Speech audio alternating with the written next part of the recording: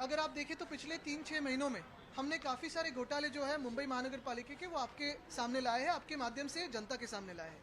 इस पे हम बात करते आए क्योंकि हमें यही डर है कि मुंबई का जो पैसा है उसको ख़त्म किया जा रहा है, मुंबई को ख़त्म करने की ये पूरी साजिश है।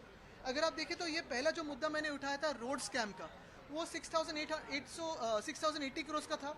उस पर अभी तक जवाब जो मिलना चाहिए वो मिला नहीं है, काम भी शुरू नहीं हुए, लेकिन कॉन्ट्रैक्टर्स का फ़ायदा हुआ। फिर उसके बाद अगर आप देखें तो सैनिटरी पैड वेंडिंग मशीन का स्कैम हुआ, ब्यूटिफिकेशन का स्कैम है। और जो मैं ये कहता आया हूँ कि ये जो सरकार है वो बिल्डर्स की सरकार है, कॉन्ट्रैक्टर्स की सरकार है। हर वक्त पे ये सरकार हमें सही ठहरा रही है कि ये बिल्डर्स और कॉन्ट्रैक्टर की ही सरकार है, जनता की सरकार नहीं है।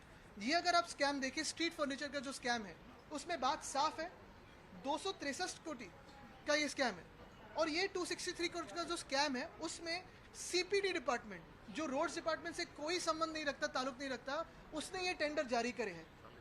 13 आइटम्स के लिए करे हैं, लेकिन वो 13 आइटम्स कौन से हैं, क्या है पता नहीं। लेकिन वो बिड डॉक्यूमेंट में अगर आप देखें तो एक ही कॉन्ट्रैक्टर्स ने ये 13 आइटम्स देना जरूरी है, जो पहले कभी नहीं होता था। ये कितने को आइटम्स मिले हैं, किस रेट पे खरीदे गए हैं वो पता नहीं। नॉर्मली जब आप बल्क में लेते हो तो डिस्काउंट मिलता है, या तो 100% से ज़्यादा एस्केलेशन हुआ है।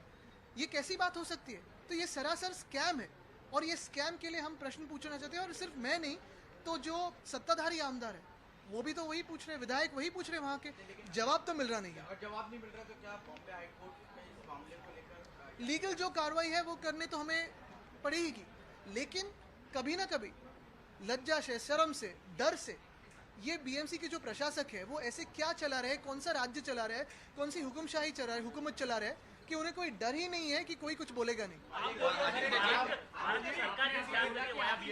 अब ये जो प्रशासक है उन पे पूरी हुकूमत महाराष्ट्र सरकार की है, क्योंकि वहाँ ना मेयर है, ना कोई कमेटी है, ना कोई जनप्रतिनिधि है।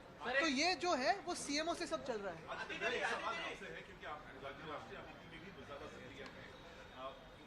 ये आपका एनालिसिस है, मेरा नहीं। मुंबई से सटे मीरा रोड में बागेश्वर के बाबा अपने नाम से नाम होगा आचार्य देवेंद्र शास्त्री आ रहे हैं। उनको उनके ऊपर आरोप भी लगते रहे हैं अंधश्रद्धा को लेकर और फिर हिंदू राष्ट्र बनाने को लेकर भारत को। एज अ पार्टी आप लोग उसका स्टैंड क्या है, मैं ये जानना चाहता हूँ कि बाकी पार्टी जो है वो कहते हैं तो कंफ्यूज है या फिर कांग्रेस विरोध कर रही है? मेरा स्टैंड साफ है। जब जब मैं आपके सामने कोई विषय लाया हूँ उससे डिविएट ना होना, ये मेरा स्टैंड रहता है। और माफ़ी चाहता हूँ, लेकिन अभी जवाब नहीं दूंगा, क्योंकि ये विषय बहुत ही मुंबई के लिए महत्वपूर्ण है। ये जो बातें चलती रहती है, काफ़ी सारे विवाद खड़े करने की कोशिश हो रही है देश में, लेकिन जो मूलतः विषय है, जैसे किसानों का मोर्चा आ रहा है, फिर अगर आप देखें तो महंगाई बढ़ती जा रही है, और ये सब हालातों में एक स्मोक स्क्रीन क्रिएट करा जा रहा है ताकि इस विषय पर बात ना हो और ऐसे विवादों पर बात हो। ये आज का जो विषय है, जो स्ट्रीट फर्नीचर का स्कैम है, मैं चाहता हूं कि आपके माध्यम से जनता तक पहुंचे, क्योंकि जनता को भी ये पता होना चाहिए कि जिस बीएमसी को शिवसेना ने 25 साल तक अच्छे काम करके लोगों के सामने लाया, करुण दाखिला करके हमने लोगों के सामने हर काम को लेके गए, वही बीएमसी में आज जब हम नहीं हैं, क्योंकि चुनाव ही नहीं हुए हैं, जहाँ कोई मेयर नहीं है, ना जनप्रतिनिधि है, वही बीएमसी में ये गद्दार सरकार कितने बड़े घोटाले कर रहे हैं, वो मेरी ख्वाहिश है कि आपके माध्यम से जाए। वायरस और कोविड की संख्या जो है वो फिलहाल बढ़ती हुई नजर आ रही है। उद्धव ठाकरे सरकार थी तभी कई सारे रिस्ट्रिक्शन को लेकर भी सवाल उठाए थे, लेकिन अभी फिर कोविड की संख्या बढ़ती नजर आ रही है। H3N2 वायरस से संक्रमित नहीं, मेरी यही उम्मीद है कि आरोग्य मंत्री महोदय बोल ना दे कि ये क्रैब्स की वजह से, क्योंकि उनकी एक आदत है, कुछ भी हुआ धरण पडलं तरी खेकड्यांच्या चवळे। सुप्रीम कोर्ट ने पूर्व महाराष्ट्र गवर्नर इथून येतो सुप्रीम कोर्ट ने पूर्व महाराष्ट्र गवर्नर को हेवीली क्रिटिसाइज किया, ये बोलते हुए कि उनका स्टैंड ऑब्जेक्शनेबल था, अगर वो स्टैंड लेते तो पूर्व उद्धव ठाकरे की सरकार गिरती नहीं थी। इसको आप कैसे देखते? ये तो सच बात है, और ये हम पहले से कहते हैं, जब से हम सरकार फॉर्मेशन के लिए गए थे।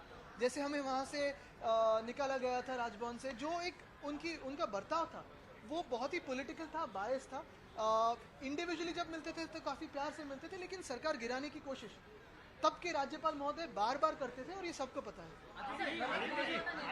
नागपूर खंडपीठाने मुख्यमंत्र्यांवर ताशेरे ओढलेले आहेत। अतुल सावे यांच्या खात्याच्या निर्णयासंदर्भात मुख्यमंत्र्यांनी जो हस्तक्षेप केला होता तो त्यांचा अधिकार नाही असं न्यायालयाने म्हटले आहे। मला वाटतं एक महत्त्वाचं आहे, आपण बघत असाल अनेकदा मी हाऊसमध्ये देखील बघितलं की मुख्यमंत्री महोदय जेव्हा उभे राहतात बोलायला, तेव्हा उपमुख्यमंत्री महोदय त्यांच्यासाठी उत्तर देतात। तर नक्की त्यांचं काम काय, चौकट काय, आणि जेवढे आम्ही विषय NITचा जो जी इरेग्युलॅरिटी होती किंवा हे सगळे घोटाळे जे काढतोय त्याच्यावर मुख्यमंत्री बोलायला तयार नाहीत, ना निवडणुकीला सामोरी जायला तयार आहेत। त्यांना देखील माहिती आहे की हे अल्प आयुचं सरकार आहे, आणि जेवढे दिवस चाललंय तेवढे दिवस